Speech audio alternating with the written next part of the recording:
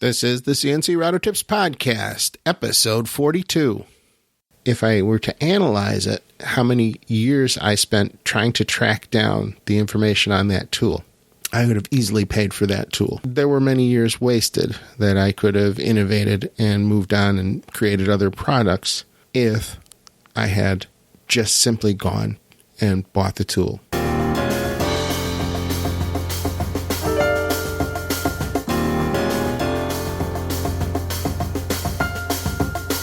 This is the CNC Router Tips Podcast, a show which answers one question from you, the listener, about CNC router tables, CNC software, hardware, web hosting, and business. I'll help you get started in your CNC hobby or business and help you cut through the confusion. Today's episode is sponsored by themakersguide.com. The Maker's Guide. Useful tools for makers. Hello, everyone. This is Bill Griggs, and I'm so glad that you could tune into this episode of the CNC Router Tips Podcast. This is a show that teaches you what you need to know to make your CNC router table experience as painless as possible. We talk about the things that have gone wrong, the things that could go wrong, and also the things that go right. And if you're trying to build a business or just use this as a hobby, this is probably the place where you should be. Now, it has been a few days since I did my last episode, and it was very well received. It was episode 41 of CNC Router Tips. You can find that at cncroutertips.com/41, and it was how much should you charge for your CNC work? And I've gotten very, very fast, very explosive growth on that episode compared to other episodes in our series. And so I'm very happy to see that folks are getting some useful information out of that. And if you like that sort of thing, then you may actually like this episode. Although it doesn't deal with how much to charge, it does deal with another topic, which is on the minds of people who are considering getting into CNC router tables. Now, many times when we're trying to make decisions about what it is that we want to do with a CNC router table, we hesitate.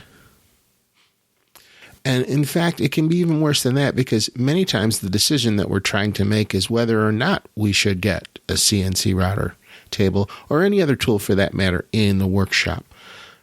Now, I'm speaking from experience here on this issue, because there comes a time when I realized that if I had a certain tool in my inventory, it would make things easier for me as far as, doing production work or doing prototyping work or whatever the project it is. And I have a tendency to research things to death. And, maybe you're that way too. And sometimes you can go in and you can look around and you realize that you haven't made a decision on whether you should get that tool that you need, that CNC router table, whatever it is.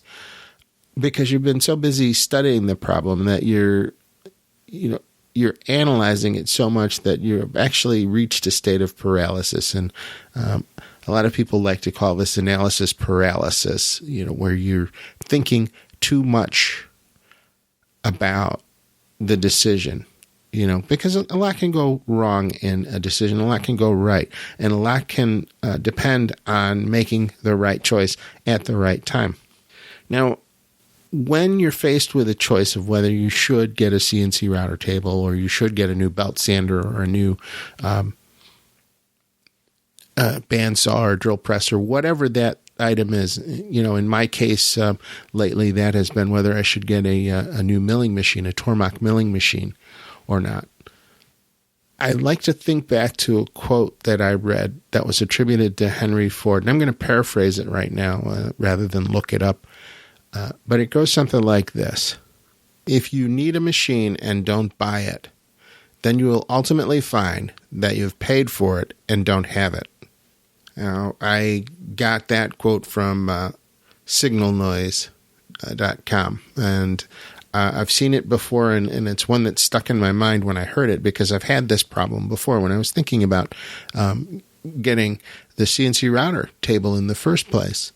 To give you a little background story, when I first decided to go into CNC and get a CNC machine, I was making model airplane kits, and there were some very nice model airplane kits that were out there, and I just happened to come across this model of a A4D model aircraft. Some of you may remember that from the early jet age. It was a beautiful jet, and this kit that I saw for it, RC aircraft kit, was made in Germany, and the parts in it were CNC cut, and there were beautiful 3D drawings of all the parts and assemblies and how they went together. And that was two things that I had not seen before in a kit at that time. This was the early, this was actually late, in the late 90s. And so, I went on a quest to find out how that was done. I saw these beautiful slotted pieces that all slotted together and, made the assembly essentially without any glue before, because everything was tongue and groove and it tabbed together, and it was really impressive. And so I set out to find out what had made that. And a friend told me that it was a machine called the CNC router table. And he mentioned a friend who owned one, and I talked to him, and he had built it himself, and it really was kind of kludged together. In fact, the funny part is, years later, he was asking me for help to fix it, when it broke down on him. So, long story short, I'm kind of off track here. When I asked him how much a machine like that cost at this time in the 90s, if I were to buy a commercial machine, it was over $100,000. And that didn't seem like a wise investment to me when I was making maybe $40 on a model airplane kit. So I didn't buy a CNC router table then.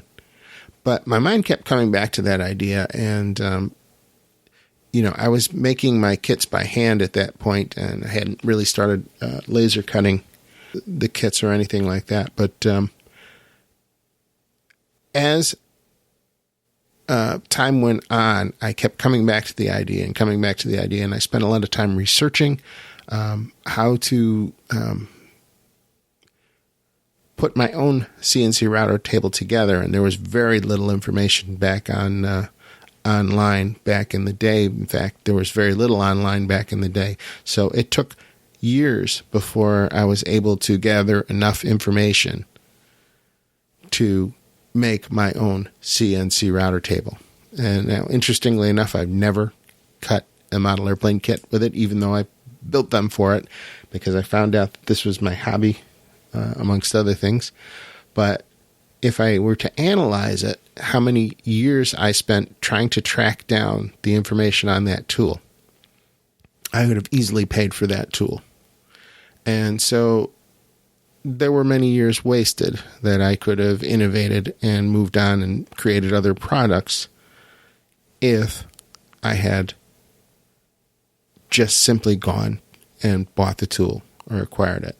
So fast forward to, 2016, and I've been making the triple edge finder, and I've been having difficulty keeping them in stock because as soon as I make up a batch, they sell out, and I have limited access to the machine tools that are needed to make the product. And so I have to make them when, time allows.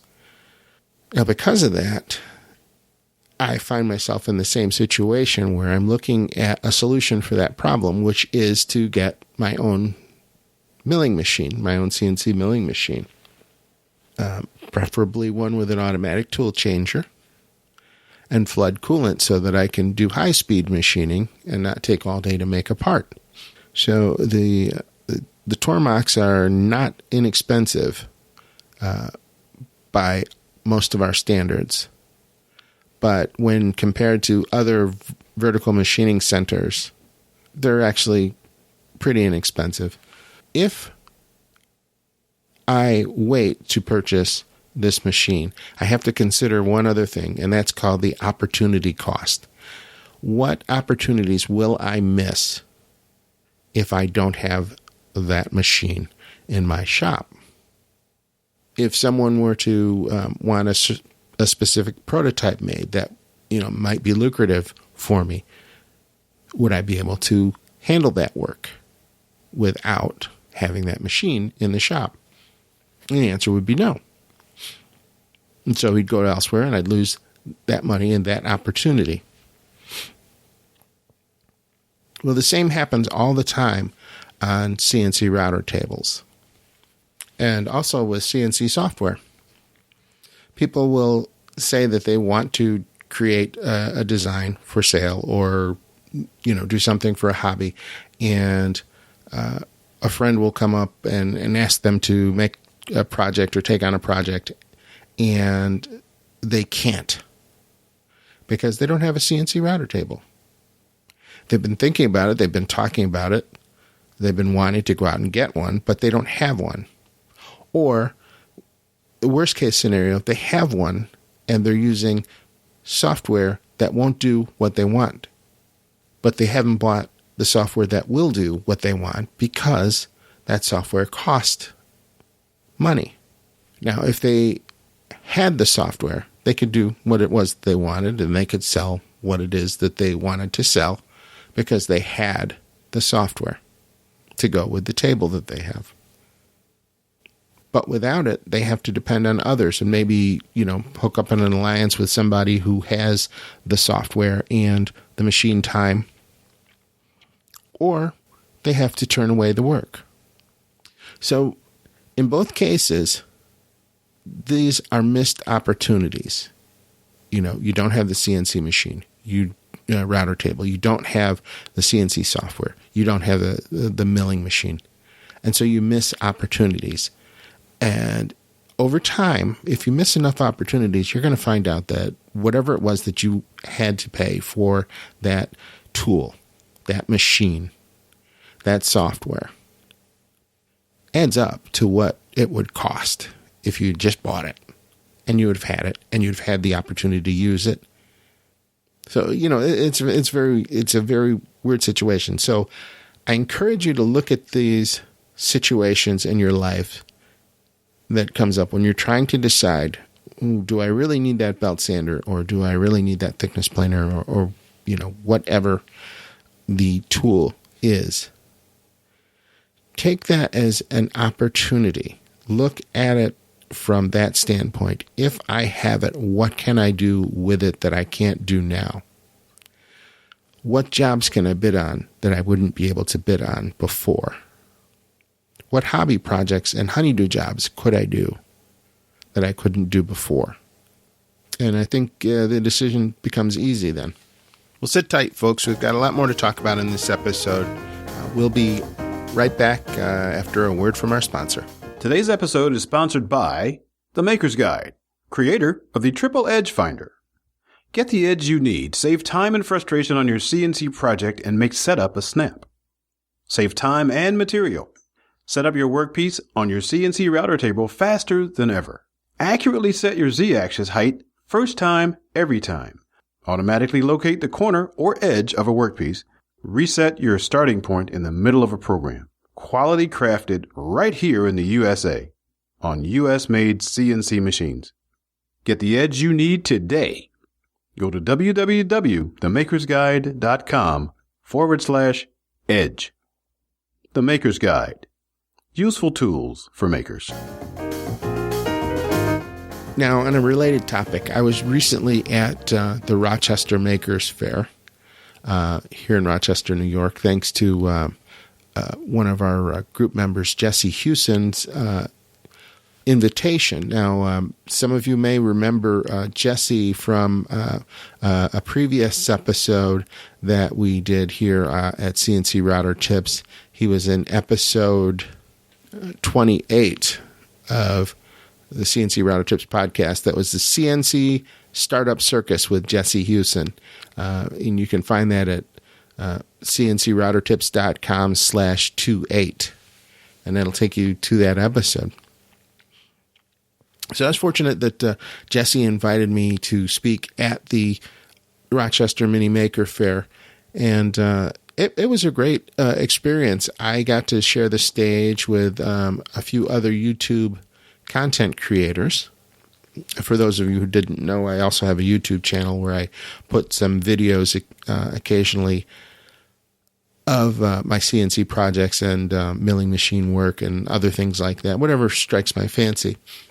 So I got to share the stage with 3 great YouTube personalities. Probably the most famous of the bunch of us was Jimmy DiResta. Now, Jimmy has an amazing YouTube following.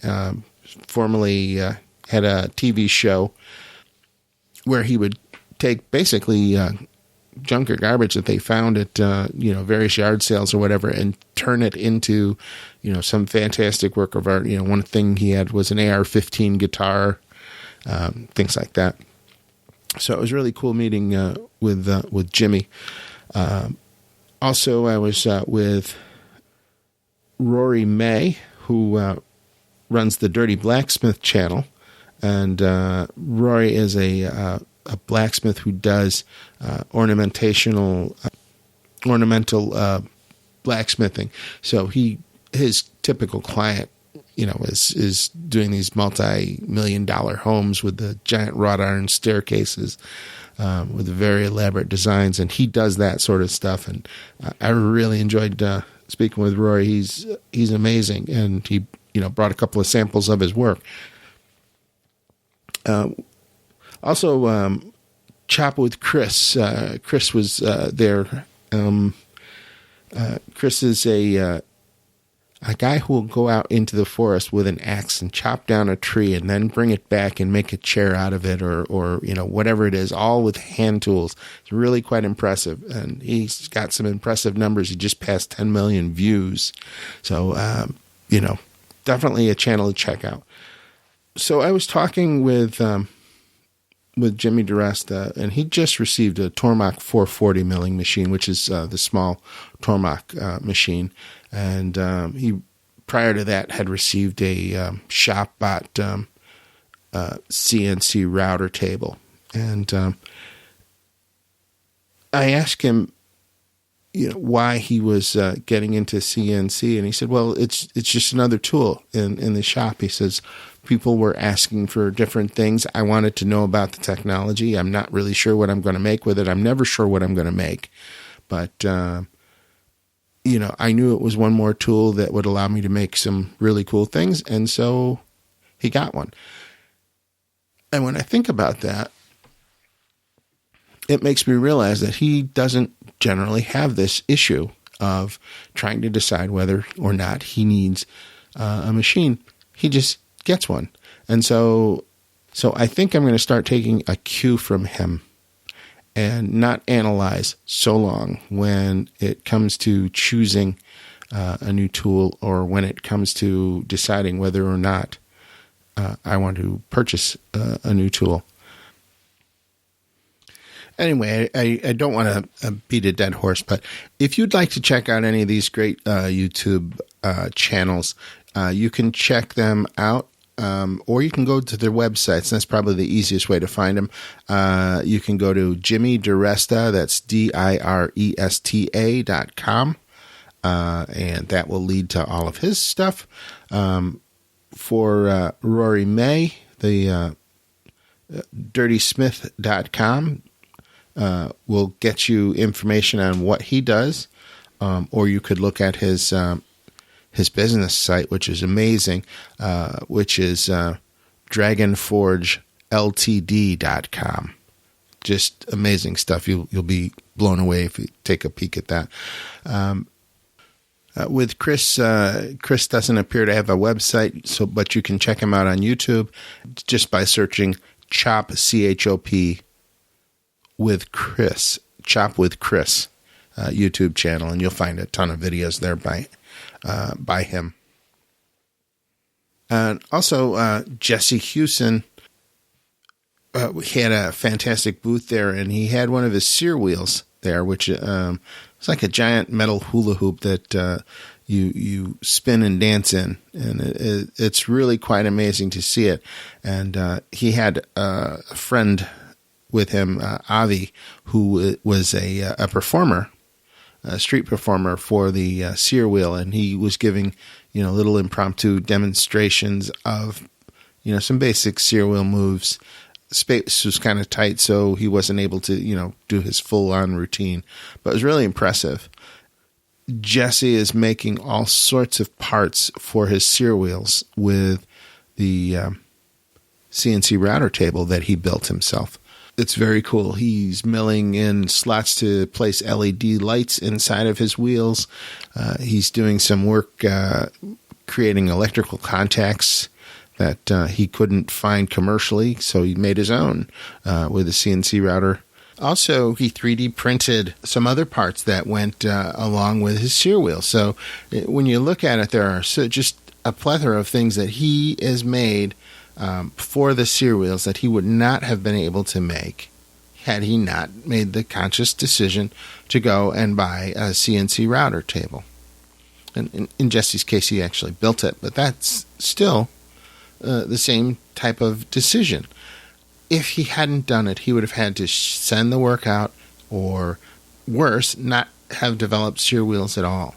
And now he has, thanks to having the tool that he needs when he needs it, he's really innovating on this thing, and he's never looked back. I know that I'm kind of bringing this up all throughout this podcast, but this is the subject. I know that once I began to think about tool purchasing and machine purchasing in this way, that it really made the decision easier for me. I think the same will hold true for you, because if you have a product or some cause or something that it is that you want to accomplish, and having the right tooling to do it is your roadblock, then you may want to reconsider whether or not you should go out and buy that, because there are just so many opportunities that become available when you purchase a machine and have a machine. In today's world, one of the biggest stumbling blocks for entrepreneurs who are trying to launch a new product is injection molded plastic. It can cost you thousands and thousands of dollars to have molds made just to see if the part works. Well, what if you're thinking outside the box instead, and you go with 3D printing or a CNC router table, and you make your first prototype of the part? Then that gives you the opportunity to go and take that part and examine it and find out whether it's right. Then make the decision of whether it's worthwhile to invest in the injection molding.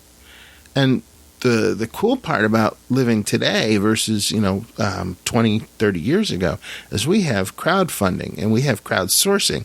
So if what you're making is something that's really cool, you could do a Kickstarter project, you could do a GoFundMe project, you could do a Patreon project to see who wants what you are planning to make before you make it. And they help bear the burden of the cost involved to doing that.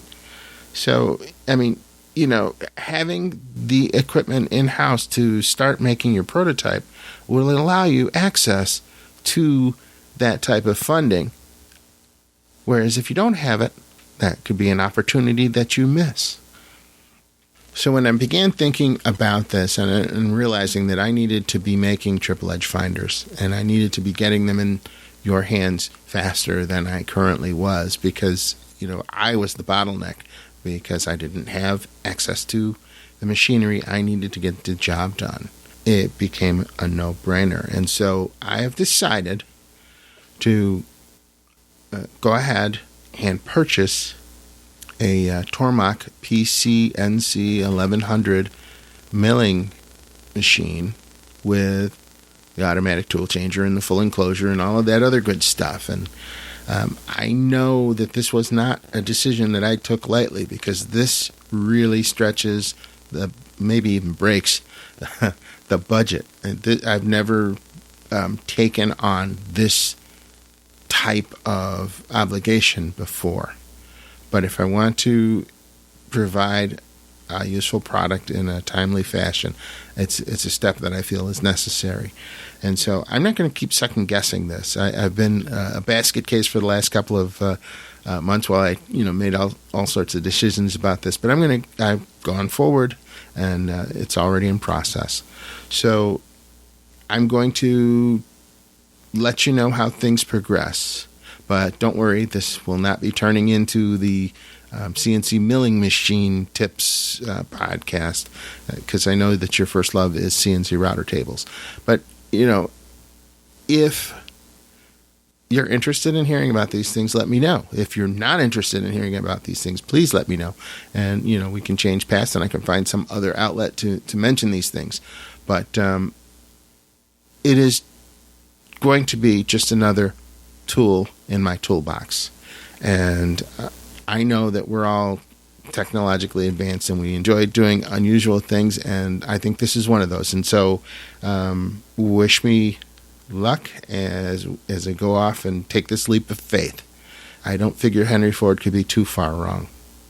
So if you'd like to contact me and you've enjoyed this episode, there's a variety of ways that you can contact me. You can reach out to me on Twitter at Bill Griggs. You can reach out to me through our private Facebook group. You can just do a search for hashtag CNC router tips and you should find it. But the actual URL is facebook.com/groups/CNC router tips. And that should bring you right to us. You can also leave comments in the iTunes or on YouTube, because I put my episodes up on YouTube as well in the audio format. So either way, there should be a very easy way for you to contact someone here at CNC Router Tips. And I hope that you do. And I hope you take the time to leave a rating and review, because that really would help me to grow the audience for this podcast. And so with all that said, I'm going to close out this episode and wish you all the best of joy and luck out in your shops as you're doing new projects and exploring new horizons. I often mention many different types of software during the episodes, and hardware and cutters, and it can get a little confusing. So what I did was I put together a page on my website, cncroutertips.com/resources. And on that page, I list all sorts of resources there, from books to tools to software, all the things that I use that make my CNC experience better and easier. And I hope you'll check it out. So again, it's cncroutertips.com/resources. Now, if you'd like to have your question featured on the air, here's how. Need help? Ask me about your CNC router question on my podcast, the CNC Router Tips Podcast. I'll be glad to help, or try and get you the help you need. I want this podcast to be a fun and personal experience for everyone, and helpful. So let's keep it real and ask sensible questions. Please use common sense and show courtesy to everyone. That way everybody wins. Here are some guidelines to ensure that your question is qualified to be featured on the show. Please keep your questions under 1 minute in length. If it goes a little over that, that's fine, but don't ramble. If you have a website and URL, you're allowed to share it, but only once during the recording. Spammy or disrespectful or deeply private questions will not be considered for the podcast. If you need to ask more than one question, just make each question a separate voicemail. Thanks for listening in to another episode of the CNC Router Tips Podcast. I hope you'll come back and join us again soon. I'm Bill Griggs. Thank you and have a great day.